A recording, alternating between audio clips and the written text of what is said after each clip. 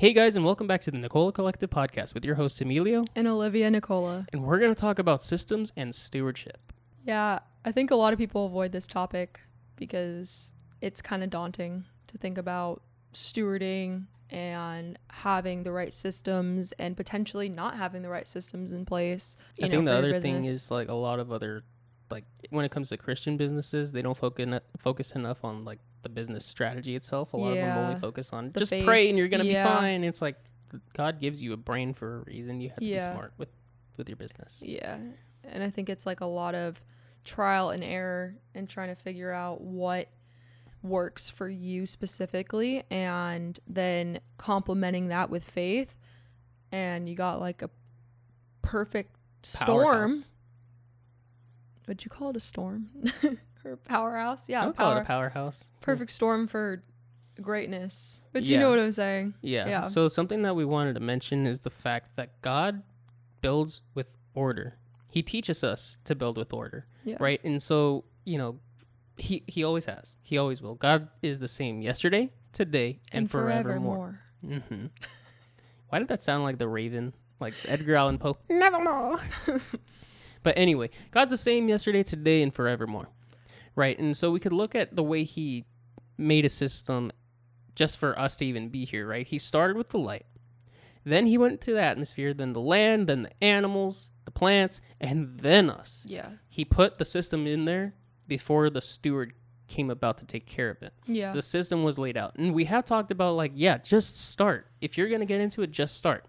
Now, we're talking a little bit further along the lines. Like you did just start, like some of you might have just started. Yeah. But now you really have to strategize. You have to be smart because in order to do something well, you had to have a strategy. You had to be using your systems in order to put it all together because everything is interconnected in your business. There's not one thing that you can't really go without to make your business thrive, especially prayer, especially your relationship with God, but specifically the systems that are put in place, you know?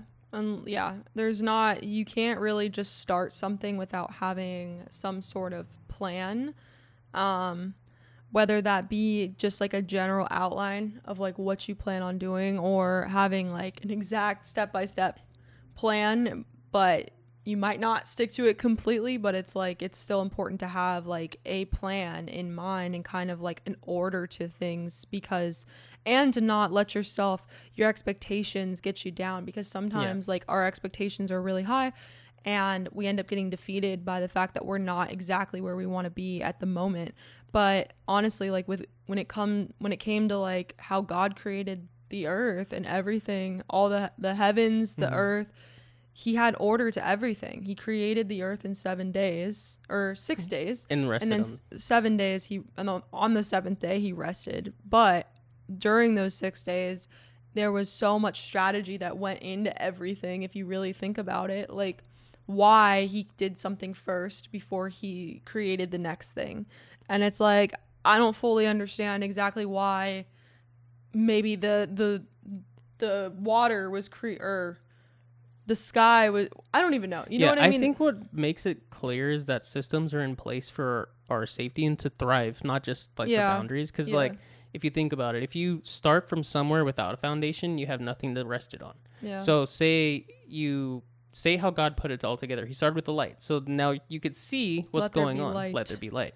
And then the atmosphere, it's the containment area for protection, right? Yeah. And that's like the boundaries, I guess you could say. The land, that's something firm to be walking on, something to go around to. You know, it holds everything or it has everything on it. And then you go with like the animals, the creatures, everything needs the land to walk on, to drink from, to feed from, all the plants and everything like that. Yeah. And then the humans, it's like he has to cultivate. He has to steward all the animals, everything. Yeah. Mm-hmm. And everything has a specific purpose, and it's not just for, just throwing things all together and hoping something works and sticks. It's like God was very deliberate with what he did and his creation and how he formed things together. And I think like it's really important to like understand that as humans, we need to have the same perspective in business. You know what I mean? Like how we go about like strategizing and using our skills, using everything that we can and making a successful business that we can actually be proud of and thrive with and be able to steward that wisely. Because why is God going to bless your business when you're not even stewarding anything properly and using things to help, grow people, help people? Just like, even obviously if your business isn't even about, like an actual Christian, like it's not faith forward, it's more like general business, it's more of a general business, like, something like landscaping, whatever, like that is still, you still bless people in the process of that. You still are able to reach people in the process of that and show them God's love. You're able to do a great service for them and show what excellence really is within that, and be able to actually like achieve things for them and help them. So with any business, I think it's really important to have strategy and just continue to plan out your next steps. Yeah. And I think some questions you could ask yourself about your beginning strategy is, do I know my processes? Do I know my customer journey? Do I know that the strategy that I put forth is good, or will it crumble under pressure when things get too big? Yeah. Those are questions you need to ask yourselves. And, we could look at something like 1 Corinthians, right? So there's 1 Corinthians 14:33. It says, God is not a God of confusion, but of peace. And peace comes through systems, is what we could really look at it like. Because if you're doing everything all willy-nilly, you're going to be like, you might feel anxious, you might feel confused, you might feel like nothing's working. But say like you're building that IKEA shelf, there's instructions, there's a process. You build this first so that way it comes together. And guess what? Now you got this huge bookshelf. You know what I mean? Yeah. So like that lays it all out there so you don't have to do all this messy work. It's just laid out and simple, right? Yeah. Yeah. And it's really important to follow instructions like when necessary. If you don't have all of the, pieces put together, obviously that's why, for things like you just said, the IKEA bookshelf, it's like, that's why you follow the instruction manual, because if you don't, you're going to end up with like some sort of like crappy, unwell put together, like bookshelf basically of, and it's a mess, and it looks terrible. The reason why people can follow, like they could build that bookshelf without the instruction book is because they already did stuff that's already similar and they followed the instructions of other things. So they're still putting the same process together just without reading it because they already have the knowledge. Yeah. And I guess you're not the best example for that because you can put together stuff without freaking having any sort of instructions. But it's because I studied the instructions. Other people aren't like that and they need instructions. So, and we mean like more so in the especially metaphorical understanding of things. Yeah. So another thing that I wanted to bring up was Luke 16:10. Be faithful with the little things, right? Yeah. Something that we were kind of talking about like briefly was that if you can't steward the 5 leads that you get, even if it's just 5 leads, even if it's just 1 lead, if you can't even steward that, what makes you think that God's going to bless you with 500? Yeah. If you can't even do that. And that's where we come into like legitimate systems, right? CRM. Yeah. Right?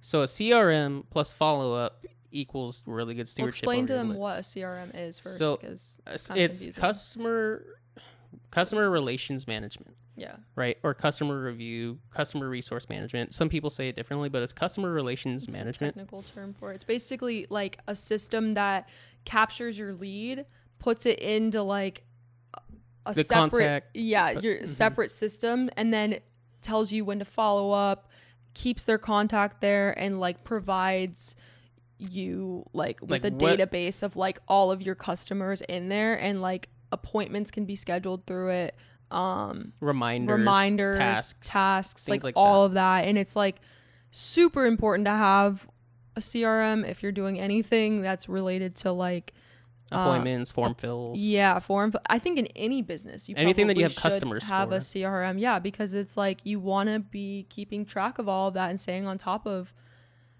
everything and making sure you're not falling behind. Yeah, because a huge thing about almost any business, I would say 99.9% of businesses, there's customer loyalty involved. It doesn't matter how much you charge, how little you charge. Customer loyalty is a big thing. It is. If people don't trust you, then you're not going to have customer loyalty. But if someone trusts you and you're not reaching out, you're not nurturing it, they might not go back to you. They might find the product somewhere else. And that's where the CRM really comes into play. It's like, hey, this person bought from you 3 months ago, you know, or this person bought from you 2 weeks ago. You might want to send out an email saying like you could get this cool deal, or give them a discount, or, you know, say it's something different. Say it's something where it's like person related, where it's like, hey, I noticed that you looked at, or you filled out this form. Like I wanted to reach out and make sure that everything was good. How can I assist you? You know, those are the things that you could utilize a CRM for. Yeah. And that's just staying on top of things. Like that's just being a wise steward of everything that you're given. So it's like, that person, you know, that comes in through your CRM. I know it sounds like silly, but I think it's not really silly, because at the same time, it's like, I think everything happens for a reason, and everybody you work with or do anything with happens for a reason. And like, you know, I think like it's really important to show people what your intentions are by, you know, staying on top of that and like being in their face. Because not only for a marketing sense, but like just in general, like they trust that. They trust the people that are always in their face, because you don't have anything to hide. And a good example that we could see that from is church leadership, right? It's sure they're not looking at you on HubSpot all the time. Like, oh, hey, like I know this person from this week because they signed up for the email list. Then it's like the leadership will recognize you by name, by face, however it is, and they'll remember the conversation they had with you. They'll remember what you did and what they did for you or with you or something like that. And they'll check up on you, and they nurture that relationship, and it builds things even further. And then eventually, guess what? Maybe you end up bringing someone else. Maybe your friend brings someone else. So like it builds up more loyalty. And I'm not saying that church is a business. That's not the example I'm saying. It's like relational nurturing, you know, nurturing the relationships. That's so important, because you never know who you're going to reach. You never know who's going to give you the right opportunity. You never know. Like when you're like seconds, so sometimes you're like moments away from like the right, what's that phrase? It's like you're one phone call away. You're one like, conversation away. You're one something away from changing your whole changing your life. Yeah, basically. And it's like you literally don't know. You don't know. Like that one person could change your, like, that's why it's so important to keep in contact, have connections, get your CRM in order, because it's like... Another thing, too, is that you could be one conversation, one email, one whatever it is away from changing someone else's life, too. Yeah. You know? Either way, I mean, it's really important. And that's why it's like you need to have an order to things and keep things together no matter what business you're in, I would say. You know, like...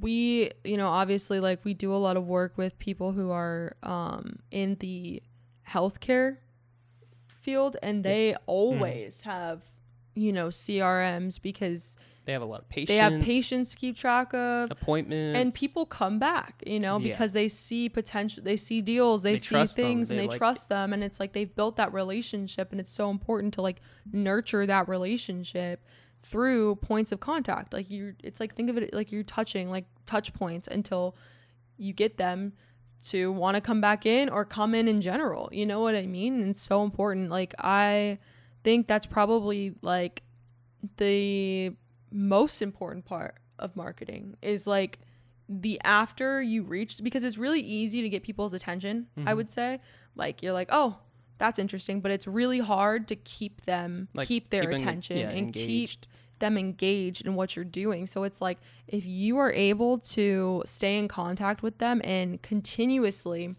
get them to come in and like, you know, keep that relationship with them, then you're going to have a successful business, because that's the most important thing when it comes to marketing, when it comes to just being successful in anything, I would say, is just like being able to have that effect on people and convince them that you are what they need. Yeah. So the next topic that we're going to talk about, I think, is one of Olivia's favorite topics. It's budgeting and margin, talking about stewarding finances, because I think it's her favorite because she's just very analytical and observant over finances. She's just really smart with it. So I think that's kind of her place like where she talks about it, because I can talk about it in the technical side, but she is very good at explaining it in better terms than I do. I'll talk some zero off like a nerd, and she could really explain it. So before say she a bunch explains of stuff, mumbo jumbo that people don't understand,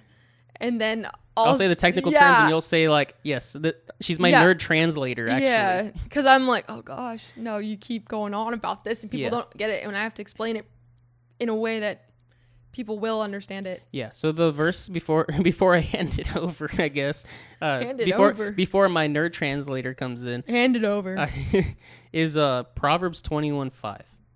The plans of the diligent lead to abundance. Now you have to be diligent. You have to be intentional with your finances. You have to be intentional with watching what you're spending, right? Mm-hmm. So what do you think? Yeah, I mean, I think with anything in life, not only with your business and stuff, it's like you probably can't even, like, most of the time you can't even start a business without having your finances in order, because you aren't able to even like have the funds to start anything, and you need a little bit of money at least to get started. And it's like, I think so many people struggle with just getting that money to start, basically. And I think it's like that's one of the most difficult things for people. For me, I think differently about it, because I'm just like, just don't spend on stupid stuff. But a lot of people, they don't get that, like especially people our age. Yes, especially people who are in their 20s, 30s, even 40s. And I would say, like, actually it's most people, honestly. Most people 70% of the population is like broke, or they're paycheck to paycheck. Yeah. And it's like, that's the thing. It's like, I have like always been very smart with how I spend money and what I spend money on, and if it's necessary, and I outweigh, like, do I need this? Do I not need this? And it's like, if it's something I don't need, then I just won't get it. But it goes the same thing. It's the same thing in business. It's like, in the beginning, you don't need to invest in all of this random stuff. Like, you need to invest in stuff that's going to just get you started. And I think just stewarding your finances, like, throughout the entirety of, like, from starting your business to, like, a point where you're a little bit more stable is really important. Because sometimes when people get, like, a kick of, like, oh, shoot, I'm making more money this month, then they go, oh, I can afford to spend more on this. I can go buy that new car. I can go buy whatever I wanted, XYZ, whatever. Like, and it's like, you don't even, like, need to get that at that point. It's like, you really, like, you shouldn't be spending on that because you're not there yet. Like, I would say, like, we don't even spend the majority of the money that we make just because, like, I feel like it's so much more important to save, because you never know. Well, there's all these people that are like, oh, I can't pay for the rent of my first, brick and mortar shop. Yeah. Or I can't buy a house. I don't make enough money. It's like, no, dude, you have poor spending habits. Yeah. And you don't steward your finances over your business well enough. It's like, you can name all the different things that you've observed. And it's like, you can't just like, that's what I'm saying. It's like, the second people get a taste of, like, making money or having money, they just blow it. Like, most of the time they just go and blow it, and it's like, that's it. And I think it's so important in today's day and age to reinvest in your business. I think that's always been so important, because it's like, you can't make money if you're not spending money. Like, there are very few businesses where you can make money without having to spend money. And it's like, you're still trading in your time. You're still trading, exactly. You know what I mean? So it's like, but if you want a business that's going to be where you are just on autopilot printing money, if all you have to do is put more money into that, then that's a business that you're going to want to have. Because who wouldn't put in, let's say you put in $100. Who wouldn't put in $100 to make $200? You know what I mean? Mm-hmm. Who wouldn't put in $100 to make, or $200 to make $400? You know what I mean? It's like, in some people's minds, they're like, but that $100 means that, like, I can't go to that fancy restaurant this week. It's like, yeah, but you would be, like, say in a couple months, you can go there as often as you want. I mean, you could, if you built your business strong enough, sure, go to that. And you're taking a risk. Like, there's always that risk. Like, okay, I don't know. Like, let's say you're spending money on ads. you don't always, you know, in the beginning, especially when you're testing out your ads and stuff, you're not always gonna like get the results you're always looking for right away. You know what I mean? But it's like eventually, you know, when you get everything locked in and you're locked into your business and you're locked into like the right formula to get people in the door or get people to want to purchase from you, you were able to print money by spending money. And it's like really just like it's a no-brainer. Like, so I think when people are blowing money on, you know, whatever, and they're not stewarding their finances properly, they're then like, basically their business will eventually fail because they're not able to make more money and continue on and grow and scale. And I think that's biblical like if too. If someone told you, sorry, go ahead. No, I was going to say, I think it's biblical too, because, you know, in the Bible, it's like, you know, we've said this story so many times, but it's like the parable of the bags of gold. It's like, why would I trust you? Just burying it. Yeah. You shouldn't just like stay stagnant. Like, you need to continuously grow. You need to continuously try to do better. And I think there's moments where you probably will be stagnant in where you're at, or even fall behind, or even not be at the place you want to be at. But it's like continuously stewarding, continuously, you know, trying and putting in the effort and actually like not spending. Like, when you're not making a ton of money, don't go out and blow all your money. It's like, be wise during those times, because there's a reason why I think sometimes we go through those seasons where maybe you're making less money than you did a few months ago. And, you know, especially as entrepreneurs, your income fluctuates all the time, and you have different seasons where it's like, wow, I'm doing really good and I'm making so much money. And then it's like the seasons where it's like, oh my gosh, wait, I'm not making as much money as I did 3 months ago. And it's like, what, you know? But during those times when you're doing really well, it's so important to store that up and build that up, so that during the times you're not, you can reinvest into your business always. But especially during those times, you need to reinvest into your business. We know some people where they get really tight during the time, or they're very like frivolous spending during the times that they're doing really well. And so they have nothing like left by the times, you know, when they're not doing well, and they're struggling during those times, but they wasted all their money during the times that they did do well, thinking that they were always going to be at that point, when in reality it's like, no, you needed to like use that money to, I think a good example of storing up the right things, you know what I mean, is when you look at the Joseph story, not necessarily Joseph, like not Jesus's father Joseph, we're talking about, you know, the king of dreams, Joseph. Yeah. You know, his brothers, you know, sold him into slavery. He went all the way up. God had this amazing plan for him. The part that I'm focusing on is the fact that Joseph was told by God, like through dreams, we need to store up, you know, in these sheds. We need to store up for this because there's going to be years of famine. Yeah. And it's preparation. It's like, sure, like in that moment, you're not struggling. Yeah. You know, you're reaping a lot of harvest. Yeah, and for but you don't see what's coming. But something might be on the other side of that really good harvest that you need to be prepared for. And if you just constantly reap and consume everything that you've reaped, then you're going to have nothing for the dry times. And there's structure to everything, I would say. Like, you know, there's a structure to doing things. There's a structure to budgeting your money.